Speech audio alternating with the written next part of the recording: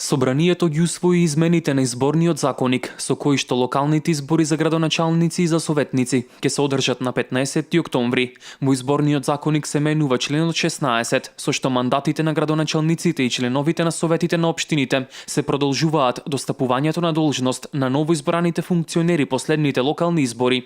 Во изминатиот период, градоначалниците апелираа што поскоро да се најде решение за актуелната состојба во која се наоѓаа локалните самоуправи, бидејќи се доведе во прашање нормалното функционирање на општините, како и секојдневните потреби на граѓаните. Мандатот на градоначалниците и на советите на општините истече според експертите на 27 март, а според заедницата на единиците на локалната самоуправа по 15 мај.